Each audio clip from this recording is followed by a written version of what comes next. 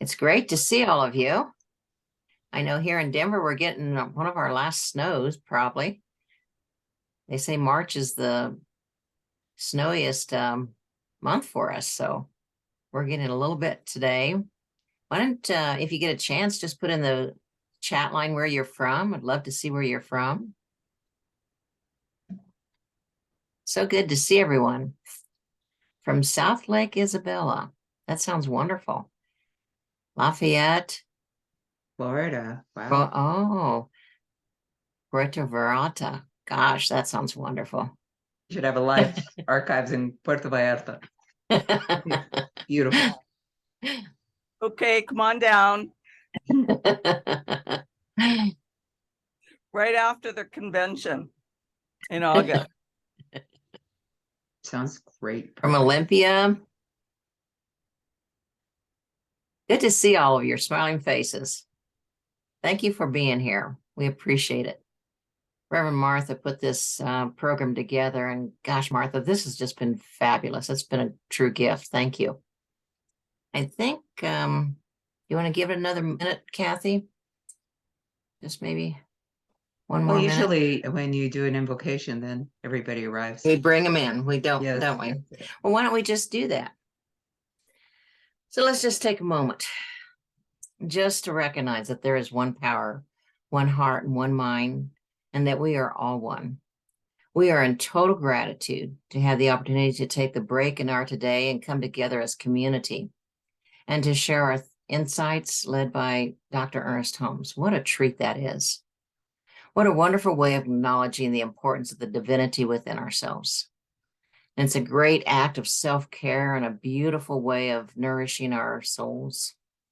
We know that each of us is gathered here today is blessed with divine communication. What needs to be said is said. What needs to be heard is heard. What needs to be learned is learned. We are grateful for the teachings of Ernest Holmes, and we stand in gratitude for this moment in time. And so it is. Welcome, everyone. It's just such a treat to have you here. On behalf of Science of Mind Archives, I welcome you to the March Lunch and Learn. We're excited to have you join us. My name is Sandra Reay. I'm a volunteer at the Science of Mind Archives, and I'm also a practitioner emeritus at Mahai Church in Denver. We're going to be listening to a wonderful recording of Ernest Holmes' speech, and it's titled, "You Are a Wonderful Person." Dr. Holmes expresses in this talk about being authentic. And he says one of the great lessons of life is to be ourselves. He talks about how important each of us are in such an eloquent way that what I'm going to suggest, I had an opportunity to listen to this talk several times and just thinking about today's event. And I just got so much out of it when I closed my eyes and let the truth of what he was saying just wash over me. So I hope you do the very same. And I think that as he was talking about the real authentic person that we each are, I began to just understand the true value, the magnificent value that each of us are. And when we appreciate that to the very fullest, then it's just like second nature that we begin to set up healthy boundaries. We begin to feel very confident, and we really trust our intuition. And we're not only sensing that we are in alignment with our divinity when we are in that space, but it also opens up the many options that just come about naturally for us. I just reflected on how when we're in that space of acknowledging the divinity within us and expressing the world as us, we can understand how our uniqueness is so valuable. I know that when I first got into these teachings, I had a beloved practitioner that I went to. Her name was Betsy McCreary. And I was just so excited about how my life was changing and how, I was just becoming who I really was. And I remember her saying to me, "You know what, Sandra, that's the way life is supposed to be." And that's what I thought about when I was listening to this speech of Dr. Holmes, was just that this is the way life is supposed to be. When we remember it at this level, it just unfolds in the most magnificent way. So rather than me continuing talking, we're going to go ahead and listen to Dr. Holmes talk about you are a wonderful person. Did you know that you are a wonderful person in your own right? That life has set a unique stamp of individuality on you, and that no one else can ever take your place in the scheme of things. No two persons have identical thumbprints. No two blades of grass are alike. No two leaves of a tree. No two snowflakes ever are identical. So often we single out some character in history or some person we know and think, how I wish that I might be like him. And yet this would be suicide to the real self. For if life had seen fit to make all of us just a little different, then we do not have to be exactly like others. If two people were exactly alike, one of them would be unnecessary in the scheme of things. Yes, you and I are individuals, but we are individuals rooted in one life, each drawing directly from it the power, the imagination, and the will to live as a personality of God, and to do this in a unique and a different manner. But of course unity does not mean uniformity. We can live together in harmony and with cooperation without infringing on the rights of others. This is the real meaning of democracy and of personal freedom.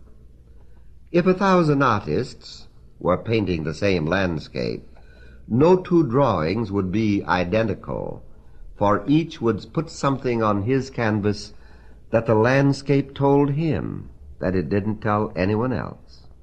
And so it is with everything we do. One of the great lessons of life is to learn to be yourself, to have confidence in the high impulses that come to you as an individual, and to know that a power greater than you are has willed you to be a little different from all the rest.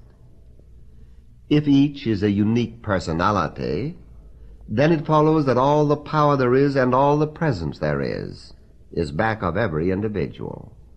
There is nothing monotonous in this great scheme of things which we call life. The power to live and the intelligence to know what to do exist at the very center of your being, and you didn't put it there, and you couldn't destroy it if you tried.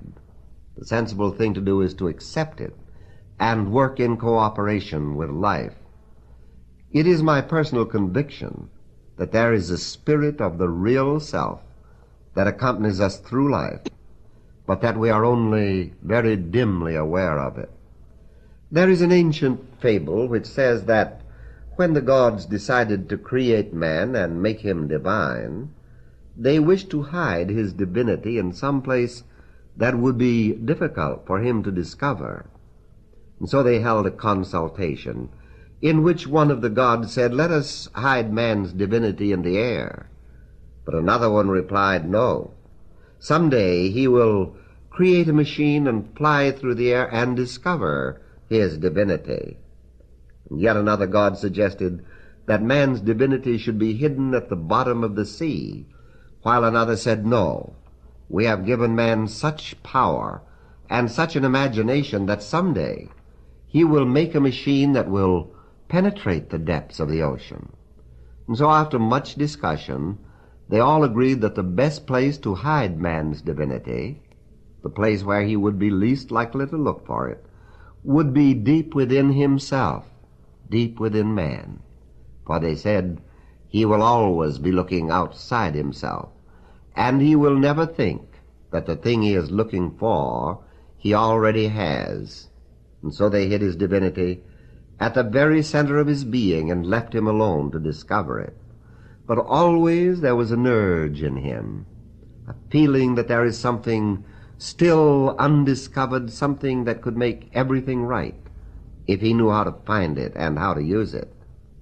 And it was this divine thing within him that Jesus discovered, his intimate and individual relationship to the one living Spirit. It was this that gave him the power he had. And all the miracles he performed and all the wonderful signs that followed his life were evidence enough that he had laid hold of a power that other people knew nothing about. Yet they already possessed the things which they were looking for in someone else. And don't you think this must be what Jesus meant when he said that it is neither in the mountain nor at Jerusalem, but within yourselves, that you must discover the real kingdom, the actual spark of life, the pattern of your own divinity. How true it is that we have searched everywhere. We have traveled far and near and searched high and low to find that something that can make us whole and give us joy in living. And seldom indeed has anyone realized that the wonderful person he is, the thing he is really looking for, is really the divinity already hidden within himself. And this is God's good man. Isn't it true that even many of our success stories are but very weak examples of how we should imitate others? Do they really teach us that there is a deep self which does not have to imitate anyone? You can read Shakespeare all your life and never become Shakespeare. You can be familiar with all the poems ever written without being able to produce 3 verses that are original. You can imitate all the great actors and still give a poor performance. This alone should teach us that imitation is suicide. You and I will have to learn how to live by living. We have lived too much by imitation. Now let's try a new experiment. Let's make up our minds that God, the Supreme Intelligence, has hidden within each of us the essence of his own being, and let us alone to discover it, and in discovering it, to find ourselves. First of all, we must have a conviction there is such a real self, hid behind this mask that we are wearing. You and I did not implant this divinity within us. This is the gift of life. How can you account for those inner strivings you have, the feeling that stirs within you, unless it is an echo of some deep self wishing to become revealed? You see, life has made us individuals. What we call our personality is merely the use we are making of a presence within us that waits on our recognition of it. Of course, the world is full of skepticism and doubt, and a lot of what we call, or I think perhaps miscall, hard-headed practical people who are so apt to treat lightly the thought that man might be divine. But I am not quite sold on the idea that you can weigh everything in a scale or measure it with a yardstick. You might kill a nightingale, but you will not have captured his song. The thing that produced Beethoven's symphony was Beethoven himself. It wasn't some external or internal piece of mechanism. It was his own soul that projected these symphonies.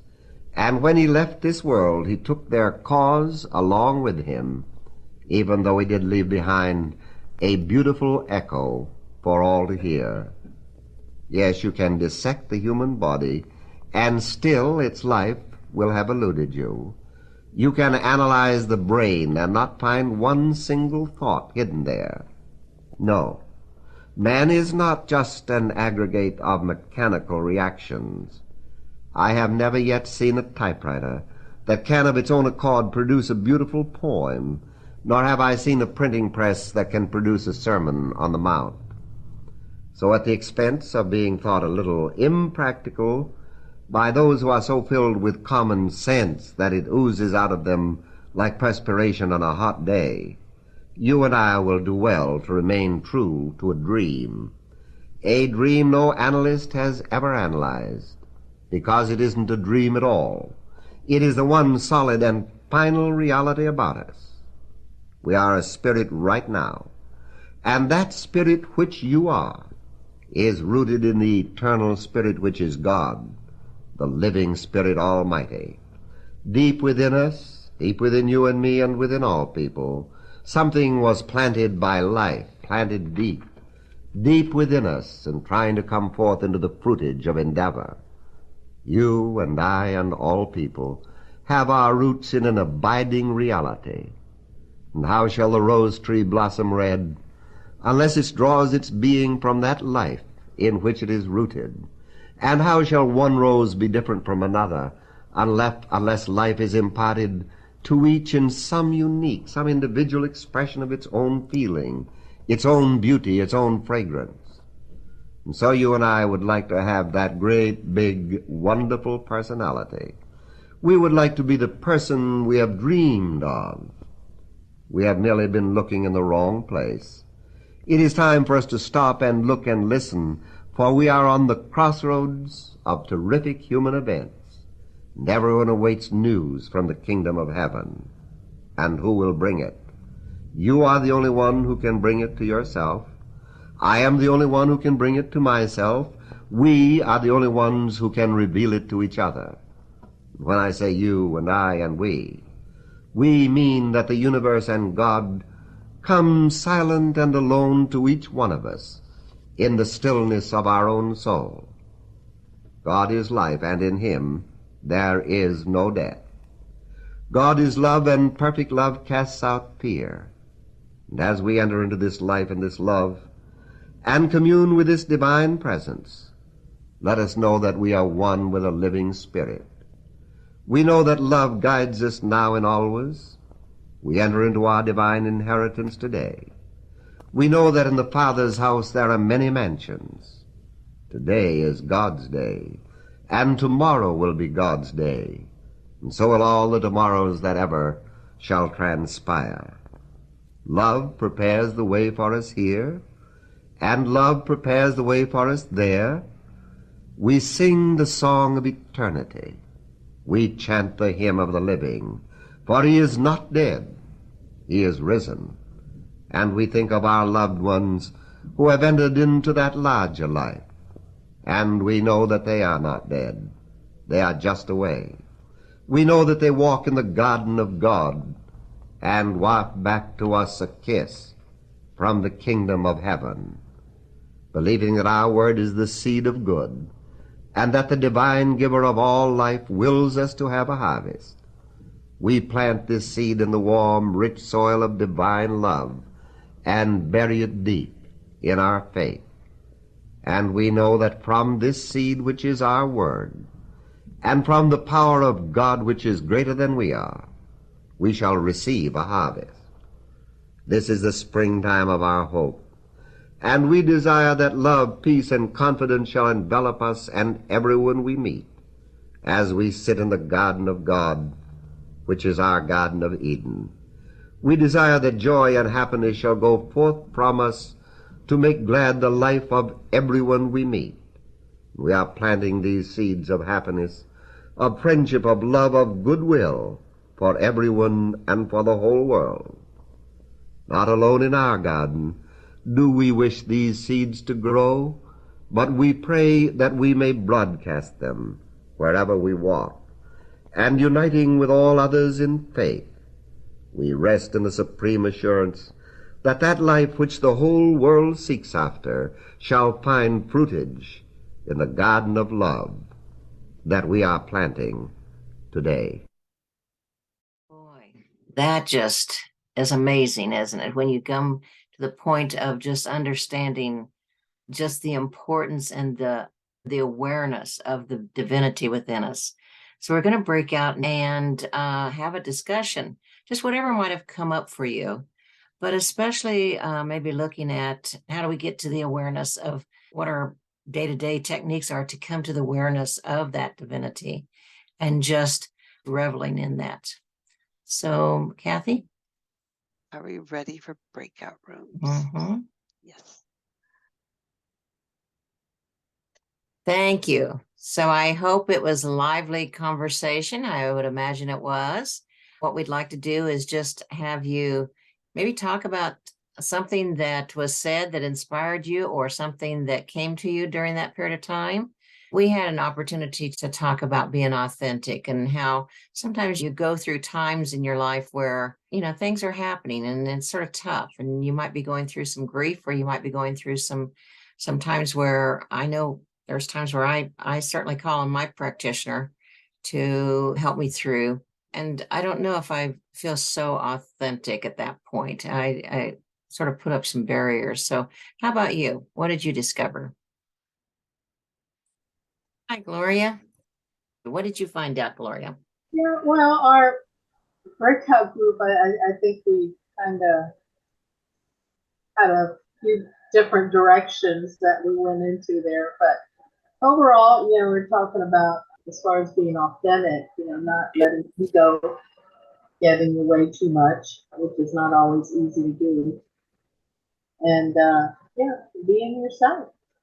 Have an overall insight about being yourself and what to do to be yourself, or is that something more natural for you? Yeah, it's not letting, talked about not imitating others, or, wishing we had their ability or that ability, or whatever. Just imitating others is not always the best idea. Yeah, Ernest Holmes called imitating others suicide. Yeah. And so, so I thought that was a strong word, but it certainly expressed it beautifully. Thank you very much, Marilyn. So just took me a Okay. while.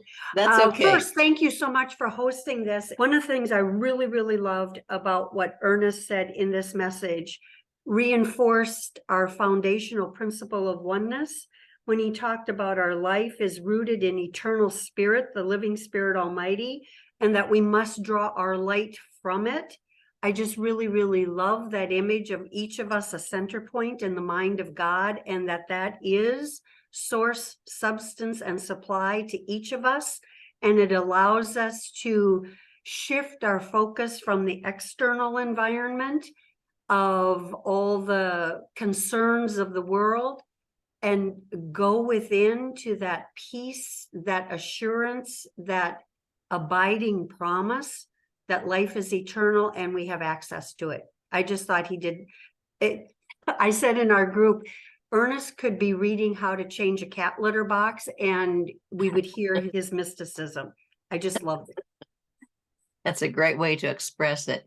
And what a wonderful way of expressing too, that going from without and coming within, that's where the knowledge is and the wisdom is, and just the power within that. Beautifully done. Thank you so much. Thank you for sharing. Anyone else? Reverend Rick? So I think for me, I loved it all because I love just hearing Ernest's voice. There's such power in that. But listening, as he talked about the different artists doing the landscape and how each one would listen to the voice of spirit and put in what spirit gave them. And so to me, that really brought home, as you were talking about the techniques for divinity awareness, the importance for me, and I think for each one of us, in our spiritual practice, so that we can listen to the voice of spirit and know that's the nudge of spirit. Yes, I should go on and do this, rather than thinking, oh, that's just, myself trying to do something special here.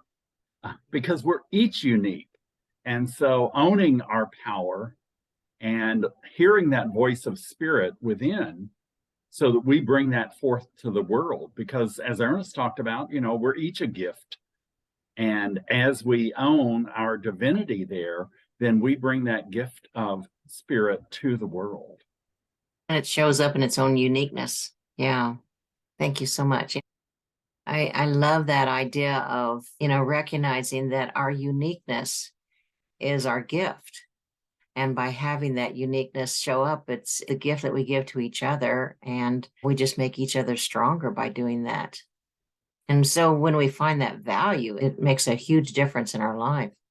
Marilyn, did you have something else you'd like to say? Yes, there was a phrase towards the end that he used that I think speaks to the timelessness of his message. And that is, he spoke to the crossroads of terrific human events. And I don't know the exact time when this was recorded, but I think of all that's going on around the world today, and I think crossroads of terrific human events. I think it articulates beautifully all that we're seeing, all that we're hearing. And when we tie it into the expression of authentic self, knowing that we are here in divine right time, divine right order, that we are answering a call specifically at this time of crossroads of terrific human events. I just love that phrase. Beautifully said, Marilyn. Just to be at the crossroads and to look at it and say, you know, what can I bring to this? How can I make this better? What can I do? What talent do I have that's within me that I can bring forward and just be part of this crossroads? Love that. Well, thank you. This has been such a treat of listening to each of you coming together and just being part of this great community we're building, and just a real appreciation. I just thought about every time I come here, I just feel like it's getting stronger and stronger of self-care, of in the middle of the day, you just take some self-care, take a moment and just have the conversations such as this. What a wonderful treat that is. Just a real appreciation, honoring of the divinity within ourselves. Well, before I forget, on April the 20th for the Lunch and Learn, Reverend Mark Gilbert is going to be talking about the power of vulnerability. So put that on your calendars. Come back here with us. And we're going to turn it over to Reverend Kathy Mastriani to talk to us about the archives and how you can be part of making this even a greater archives by just being here and participating in so many other things that are there, and also some of the resources. So Reverend Kathy, take it over. All right. Well, thank you so much for coming today and every month at our third Thursday Lunch and Learn. A few folks shared that there was a different Zoom link. And so I would invite you to make sure you're signing up for our e-newsletter, and we'll make sure we can send out those links to you. So that's a very helpful thing. So this is sciencemindarchives.com. There you go. So here's the newsletter sign up. But also I thought it'd be kind of fun to show you how to find this audio recording. And so again, on the homepage, you go to audio recordings, Ernest Holmes. So we'll go to his audio recordings. Reverend Mark Gilbert, bless his heart, has been the one really organizing these for us and uploading them. So almost every week, we're getting more and more on our website. And so I am a member. You go in, you're a member discount. And this is the one from today. You are a wonderful person. And here's some other ones that are available. So we're just slowly adding more and more and more. And the cool thing is if you click on this, you can download now and it's available. And then here's a few more. And so someone asked when it was, and this is an audio file released by Ernest Holmes in the late 1950s, series 1 of the 45 RPM records. And there were 35 records in this series in 1957. And so it's very cool that we're getting them uploaded for you on our website. And I'm going to go back to our homepage. Another invitation to you, because the archives is here to preserve and protect our science of mind philosophy and history for you and for everyone in the movement, for everyone who has been touched by this teaching of science of mind. And so we just really invite you to support the archives. If you go to join us and then individuals, and there's one for groups, it has a number of options, and a lot of you might be already there. So we have our simple website subscription for $10 a month or $99 a year. But my goodness, when you become a friend of the archives for just a little more, $16 a month or $189 a year, you're really helping us to preserve our history. We have a lot of work to do, and it's with your support we're able to do it. We now have a certified archivist and librarian who's helping us out, Kim Larmy. And we're grateful for her support. You know, and Dr. Marilyn Leo, who is here on the call too, she has done so much to collect our science of mind philosophy and history. And now what we're doing is we're digitizing it and putting it online. And so soon up here, there'll be a place you can go to, a new program called Past Perfect, where all the things in the gray archival boxes will be available to you. Again, just play with the website. It's so much fun. From the audio recordings, the magazines, the print books, and the other interesting thing I want to share with you is we have a YouTube channel, and we're starting to populate it with all these lunch and learns. And so if you find Science Mind Archives and Library Foundation on YouTube, we have different playlists. We have the lunch and learns, we have our birthday party, and now we have the story of Ernest Holmes, his life in photos is available. And we're adding even more every day. So I'm just really grateful that you're here. We're grateful for everyone who supports the archives. Grateful for Sandra today sharing her gifts and talents and passion for science of mind. You know, when you become a practitioner emeritus, I mean, it's in your heart, right? And you just want to share it. And so we're grateful for all the way she's been volunteering at the archives for a number of years, and we're so grateful for her. So thank you, Sandra, and thank you, everyone. Thank you, Kathy. I tell you what, each and every month, there's just more and more that, we discover about what we can do and the things we can learn from the website. So make it a point of enjoying and just receiving all the gifts that the archives gives us. Linda, did you have something you wanted to say? Yes, that when Kathy was talking about you, Sandra, it was like I was hearing Ernest talking about that, letting that what is inside shine, right? Right. And so anyway, I thought of what he said as she was talking about you. So thank you for all you Thank you do. so much. It's just a reflection, that's for sure. Thank you so much for being here. I'm going to close out with a benediction, just closing our eyes and just settling in and just appreciating these magnificent seeds that have been put into our path. And just knowing that this is such a gift and such a wonderful way of gifting ourselves this time, these inspirations, these wonderful words. That of just understanding the divinity in each and every one of us and knowing that the connection is there, it is solid, it is beautiful. And we are so grateful for the archives and for all that it's doing and all the gifts it can give to this community. And it is certainly by all of you being here, what a great, great gift. You not only give to yourself, but give to us. And so as we go forward in this next month, knowing that our paths are lightened, our paths are blessed in every way, we say thank you, and so it is. Thank you, everyone.